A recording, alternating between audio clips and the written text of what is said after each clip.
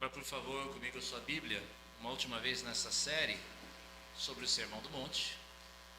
Dessa vez no Evangelho de Mateus, capítulo 7, versos 24 a 29.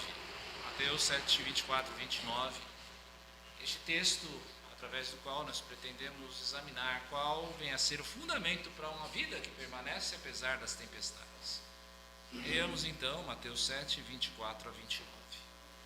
Palavras do Senhor Jesus.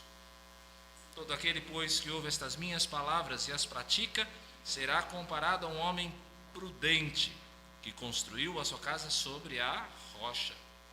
Caiu a chuva, transbordaram os rios, sopraram os ventos e bateram com força contra aquela casa, e ela não desabou, porque tinha sido construída sobre a rocha. E todo aquele que ouve estas minhas palavras e não as pratica, será comparado a um homem insensato, que construiu a sua casa sobre a areia. Caiu a chuva, transbordaram os rios, sopraram os ventos e bateram com força contra aquela casa, e ela desabou, sendo grande a sua ruína. Quando Jesus acabou de proferir estas palavras, as multidões estavam maravilhadas com a sua doutrina, porque ele as ensinava como quem tem autoridade e não como os escribas. Pai, tua palavra rica, abençoadora e clara, fala ao nosso coração e queremos, ó Senhor, iluminados pelo Teu Espírito, nos apropriarmos dela. Ajuda-nos, Senhor, pois sabemos, pela dureza do nosso coração, seria impossível. Mas porque Tu és bom, Senhor, e misericordioso, nos dás a Tua palavra e nos ilumina para compreendê-la, Deus, e aplicá-la. Ajuda-nos, ó Senhor. Nós te pedimos no nome do Senhor Jesus. Amém.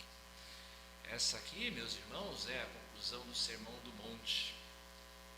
E se nós, como pregadores, eu, Paulo, qualquer outro pregador da palavra, nós costumamos terminar as nossas mensagens com uma série de aplicações práticas e exortações a que se pratique aquilo que foi ensinado.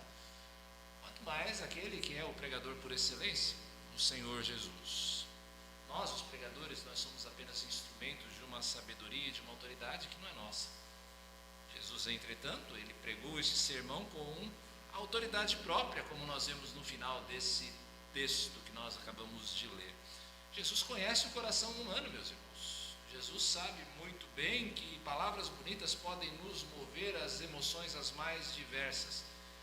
Mas a verdade é que se nós entendemos de fato e exercitarmos as palavras que nós ouvimos, só então é que o seu poder transformador é que se verá. Se de fato nós realmente entendemos, então nós temos de praticar. Alguns passos atrás, há 2 semanas, antes da Páscoa, o nosso irmão seminarista Paulo, ao introduzir esta conclusão, que já se tratava da conclusão do Sermão do Monte, ele expôs com muita clareza os avisos e os alertas do Senhor quanto à prática do seu ensino. O que se vê é que a escolha do caminho largo pode ser uma escolha bastante confortável, mas o final do caminho largo é sempre um final decepcionante. Um discípulo de Jesus vai se deixar guiar por um caminho estreito, que nem sempre é o caminho mais agradável, nós reconhecemos, mas certamente o final do caminho estreito é sempre abençoador. No texto de hoje, nós continuamos nessa mesma tônica a respeito da prática. O que nós temos aqui nesse texto é um paralelo entre os versos 24 e 25 e os versos 26 e 27, em que nós temos 2 imagens semelhantes, mas com detalhes diferentes.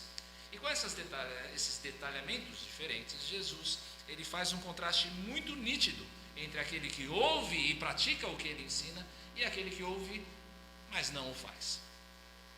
Os 2 últimos versículos desse texto, nós não vamos tratar muito sobre ele, mas falando aqui, é importante nós dizermos que os últimos 2 versículos desse texto nos falam da reação da multidão ao sermão. Diz o texto que as multidões se maravilham com a autoridade do ensino de Jesus, mas algo que é importante aqui você se lembrar, nem todo maravilhamento é positivo. Há aqueles que se maravilham porque se escandalizam. E eles se escandalizam por quê? Porque eles ouvem os seus pecados expostos através da pregação. Há aqueles que se maravilham e se comovem com aquilo que ouviram, mas logo se esquecem do que ouviram e vão embora e seguem as suas vidas.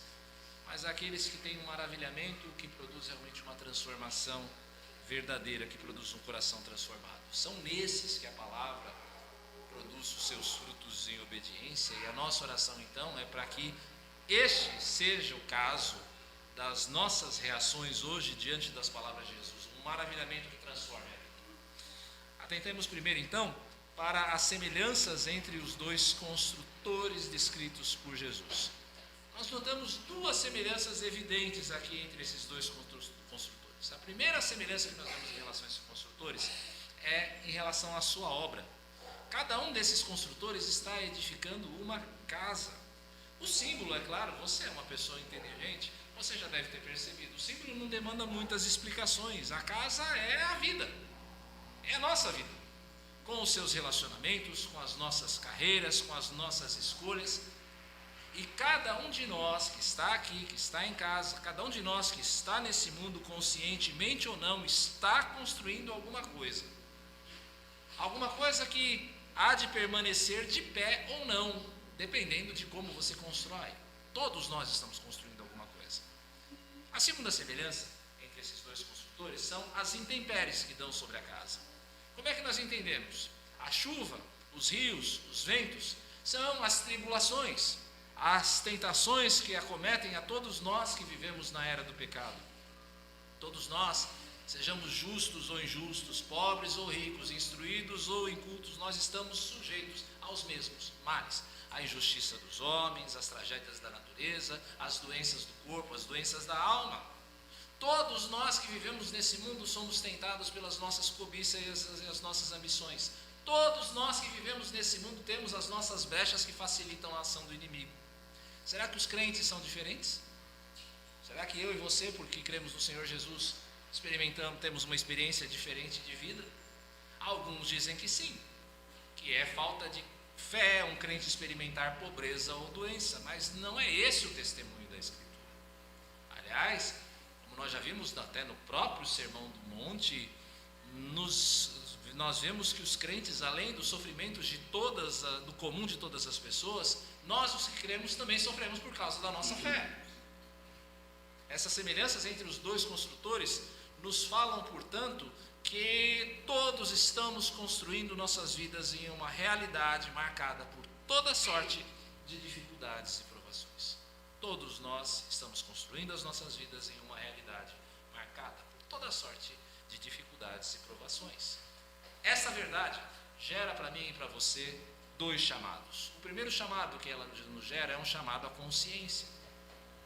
Viver não é a mesma coisa que você sobreviver. Sobreviver é uma questão de você manter as funções mais básicas da vida: comer, beber, vestir. Nós já tratamos disso nesta série quando nós falamos a respeito da ansiedade. Deus sabe muito bem do que você e eu necessitamos para sobreviver. Mas viver é algo muito maior do que nós simplesmente pensarmos como nós vamos sustentar a nós mesmos e as nossas famílias. Viver é algo que envolve propósito. E propósitos vão levar a escolhas. Calvino nos chama a estarmos conscientes desse fato quando diz: todos que são ignorantes do propósito pelo qual vivem são tolos e loucos. Alguém discorda? A falta de um propósito e da consciência de que nós estamos edificando alguma coisa na nossa vida pode ser fatal. A ausência de uma finalidade clara, a ausência da visão de um porto de chegada que você quer alcançar vai nos fazer navegar à deriva e você buscar a razão da sua existência em um lugar em que ela não existe. Nada me tira da cabeça que a atual onda de ataques à escola seja coisa de uma juventude que perdeu qualquer noção ou esperança de futuro e de que a vida tem um propósito maior do que a popularidade ou o dinheiro podem comprar. Há algum tempo, o modelo do menino pobre de periferia era o pai ou a mãe que saíam de casa cedo para conseguir o seu sustento. Hoje, muitas vezes, o modelo do menino pobre de periferia é o bandido, é o traficante com o carrão, com as joias no pescoço, com a garota bonita de caráter igualmente duvidoso do lado, mostrando todas as suas curvas. Esse é o modelo. Que propósito há que nos motive a construir a nossa vida de um modo mais consciente? Jesus já deu a resposta neste mesmo sermão, quando ele diz: assim brilhe também a luz de vocês diante dos outros, para que vejam as boas obras que vocês fazem e glorifiquem o Pai de vocês que está nos céus. Qual é o propósito da vida? A glória do Pai. Qual é o meio pelo qual nós glorificamos o Pai? As nossas boas obras. A finalidade do homem, o propósito da vida humana é a glória de Deus, como nos lembra a primeira pergunta do nosso catecismo. Este é o propósito. Como é que nós atingimos? Com boas obras, ou seja, ouvindo e obedecendo tudo aquilo que Jesus ensinou. Agora você conhece o seu propósito. Agora você sabe qual é o seu propósito. Como é que você vai cumprir o seu propósito quando você sair daqui hoje? A sua vida é muito mais do que comer, beber, vestir e divertir-se. Mas há um segundo chamado, além da consciência em relação às semelhanças entre os construtores. É um chamado ao realismo. As religiões orientais, que se tornaram tão apreciadas aqui no Ocidente a partir dos anos 60, afirmam que o sofrimento é algo ilusório, é só um produto da mente. Logo, seja através da negação pura e simples, seja através de meios artificiais, compete a cada um de nós tentar afastar o sofrimento o mais longe possível. A nossa sociedade, meus irmãos, ela é inegavelmente hedonista. Uma palavra que significa a busca constante pelo prazer e pela satisfação imediatos. O trabalho do dia a dia, aquele que nós desenvolvemos, o trabalho árduo, penoso, ele só vale a pena para a nossa sociedade na esperança da sexta-feira ou da aposentadoria. O desejo de consumir tem de ser satisfeito rapidamente. Afinal, eu trabalho tanto, eu não mereço um pouco de alegria?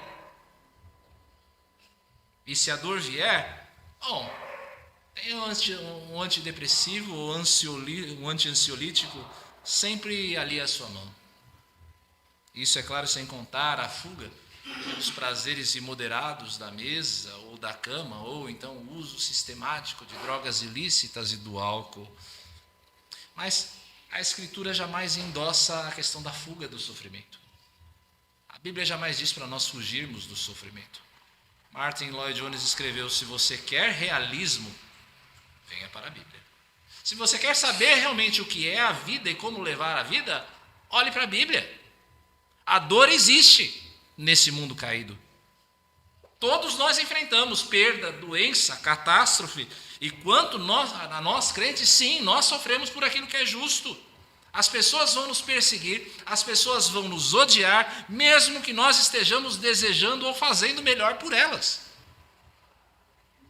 Não é o que Jesus mesmo ensinou no Sermão do Monte também? Bem-aventurados são vocês quando por minha causa os insultarem, os perseguirem e mentindo, disserem todo mal contra vocês. Alegrem-se e exultem, porque é grande a sua recompensa nos céus, pois assim perseguiram os profetas que viveram antes de vocês. Irmãos, nós seremos tentados. Nós seremos tentados. Vamos deixar de lado esse triunfalismo infantil e tolo de que eu e você somos super-heróis de Deus. Gente próxima do Senhor, como Moisés, Davi, Pedro, tiveram os seus tropeços também. Nós precisamos da força e do poder do Senhor, porque nós ainda somos influenciados pelo velho homem, nós ainda somos tentados pelas artimanhas do diabo, nós ainda experimentamos as tentativas desse sistema em que nós habitamos de nos corromper tanto quanto ele é corrompido. Kent Hughes, autor americano, afirmou que isto é o realismo cristão. Cristãos nunca são poderosos em si mesmos, mas são somente vasos em que o poder de Deus é exibido. Sendo assim, não trate as intempéries, as dificuldades da vida como alguma coisa inesperada, como alguma coisa surpreendente. A dor é um desafio real à nossa fé, como nós temos aprendido na nossa escola bíblica dominical. Mas a dor também é um instrumento divino para uma confiança cada vez maior estabelecida nele. Na semelhança entre os dois construtores, então, da sua obra e das intempéries que vêm sobre a sua vida, nós aprendemos que, estando cientes ou não, nós estamos edificando algo. Tá? E que a vida de todos nós, ela é edificada em meio a dificuldades. Todos nós. Agora, nós vamos aprender com as diferenças entre esses dois homens. Ambos os construtores constroem uma casa, ambos enfrentam tempestades. Não existe nenhuma diferença entre o crente e o descrente aqui, entre quem é discípulo de Jesus e quem não é. Mas há duas diferenças entre quem segue o Senhor e quem não o segue. A atitude ao construir e o resultado que eles obtêm. A atitude ao construir e o resultado que eles obtêm. Falemos primeiro a respeito da atitude ao construir. Um dos homens é chamado de prudente. O outro homem é chamado de insensato.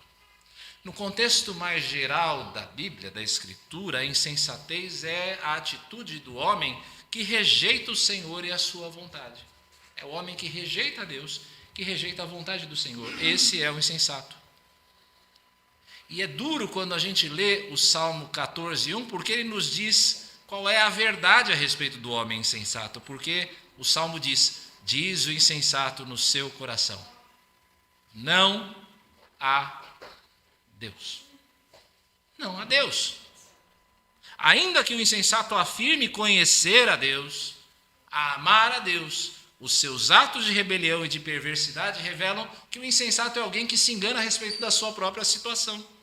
É o que Tiago diz na sua carta: sejam praticantes da palavra e não somente ouvintes, enganando a vocês mesmos. Porque se alguém é ouvinte da palavra e não praticante, assemelha-se àquele que contempla o seu rosto natural num espelho, pois contempla a si mesmo, se retira e logo esquece como era a sua aparência. Esse engano já foi exposto pelo Senhor Jesus no Sermão do Monte. Muitos naquele dia vão me dizer: Senhor, Senhor, nós não profetizamos em seu nome, e em seu nome não expulsamos demônios, e em seu nome não fizemos muitos milagres. Então lhes direi claramente: eu nunca conheci vocês. Afastem-se de mim, vocês que praticam o mal. Como é a insensatez na prática? Como é a insensatez na prática? Esse negar a Deus no coração.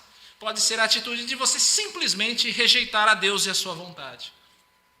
Coração endurecido, consciência cauterizada, que já não tem mais qualquer resquício, não tem qualquer pudor mais em fazer aquilo que é mal.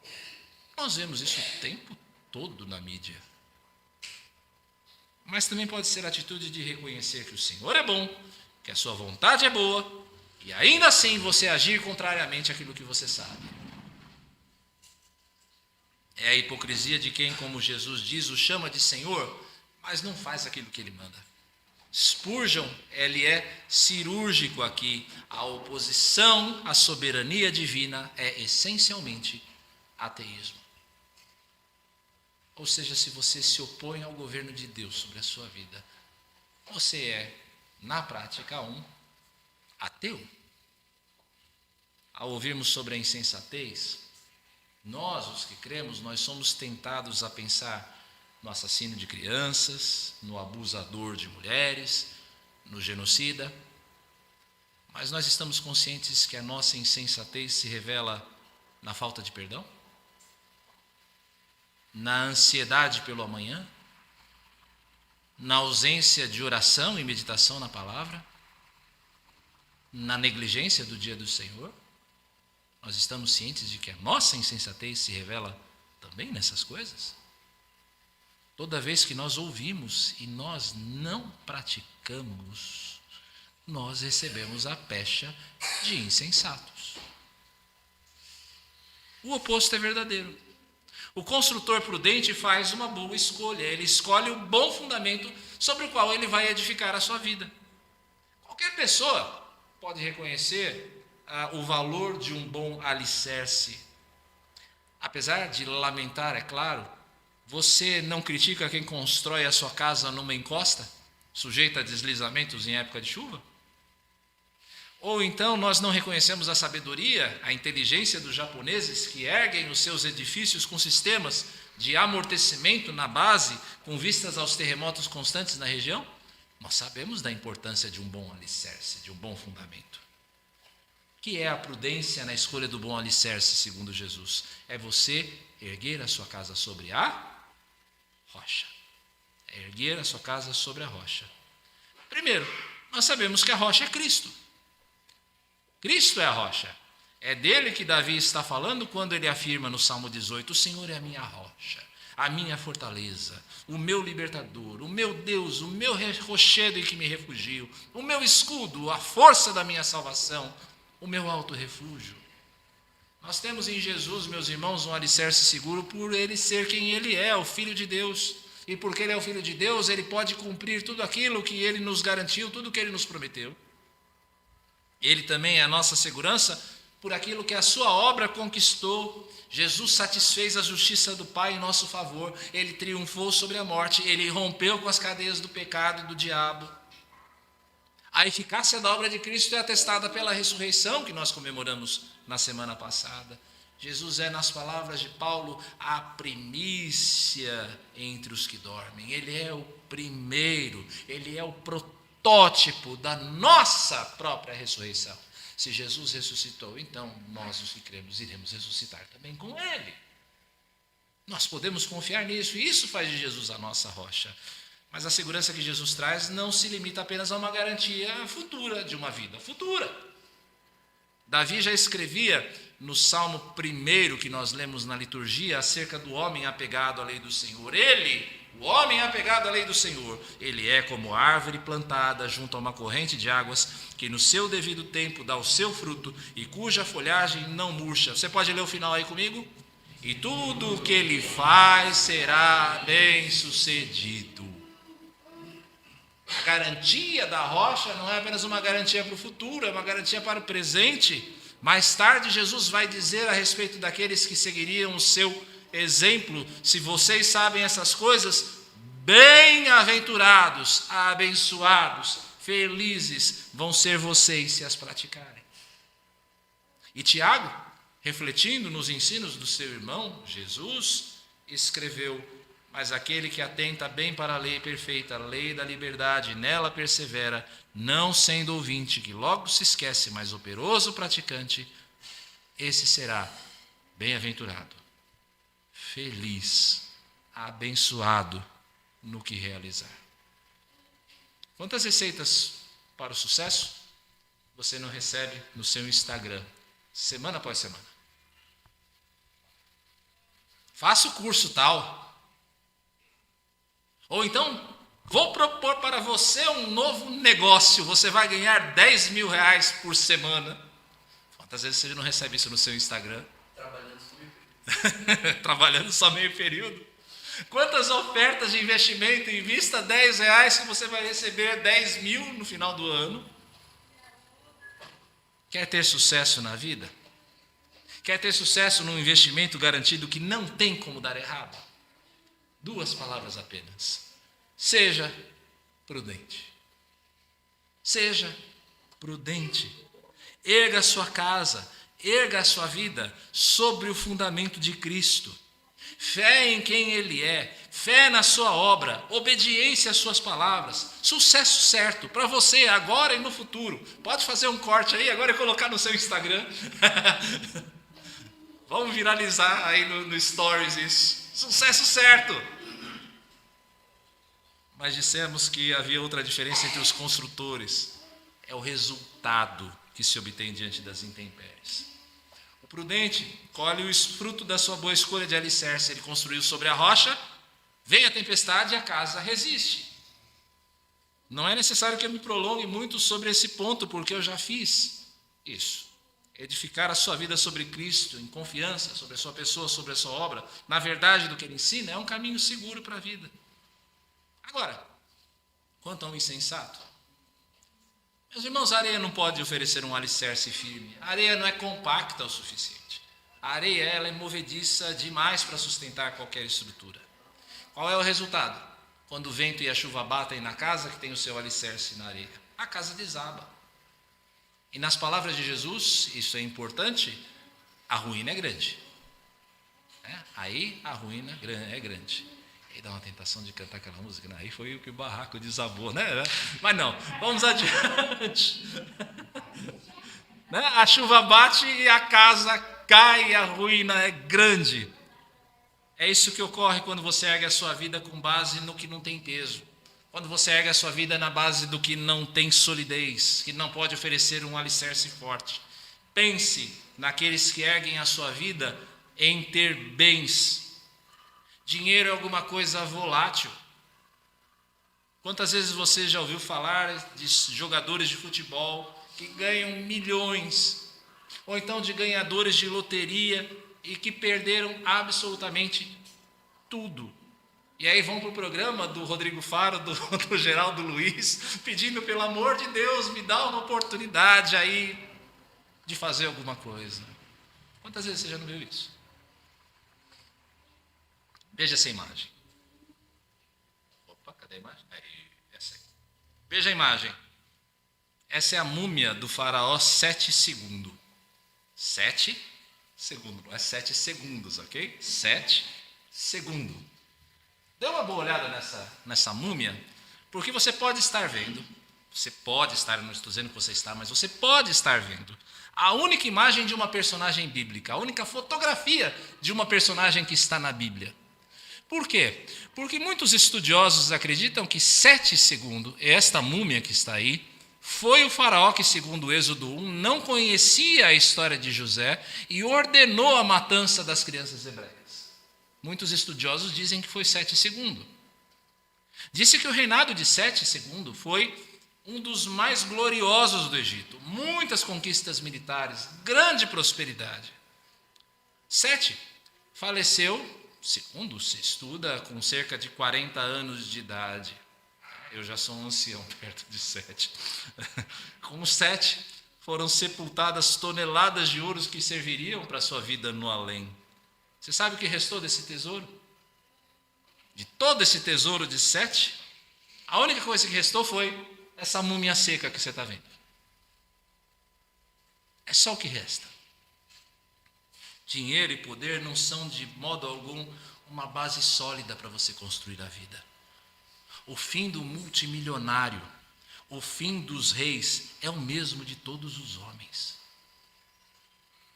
E se a ruína que Jesus se refere se limitasse a essa vida, ainda nós nos daríamos por satisfeitos. Ou não foi o mesmo Jesus quem afirmou categoricamente no Evangelho de Marcos: pois quem quiser salvar a sua vida a perderá, e quem perder a vida por minha causa e por causa do Evangelho, esse a salvará. De que adianta uma pessoa ganhar o mundo inteiro, e perder a sua alma? Se você quiser estabelecer qualquer outro fundamento além do Evangelho, você não vai perder apenas os seus bens, você não vai perder apenas a sua saúde, você não vai perder apenas a sua vida, você vai perder a sua vida eterna. É a vida eterna, é a sua salvação que está em jogo. Amigo, é a sua alma em risco. É tempo de reedificar. A obra ainda não está completa. Vai chegar o dia em que a catástrofe virá, porque a catástrofe vem sobre todos. Um dia a catástrofe vem sobre todos. Não se submeta ao risco da ruína. Volte-se para Cristo, escolha o bom fundamento de Cristo para a sua vida, ainda hoje, ainda agora. Com essas palavras desse texto, Jesus encerra o Sermão do Monte e nós encerramos a nossa série sobre ele. O meu convite é que você reveja todo o fundamento. E o fundamento é todo aquele que está lá desde o primeiro versículo do Sermão do Monte, lá no capítulo 5. Eu convido você a rever todo o fundamento. Se você está tomando o primeiro contato conosco nesta noite, nesse vídeo, siga a nossa playlist, dá uma olhada na nossa playlist do Sermão do Monte. Todas as nossas pregações sobre o Sermão do Monte, apresentando esse fundamento das palavras de Cristo, estão aí. Reveja todo o fundamento. Porque o fundamento, essas palavras de Cristo, que ele expressa no Sermão do Monte, são a base firme se você quer ter uma vida que realmente permanece.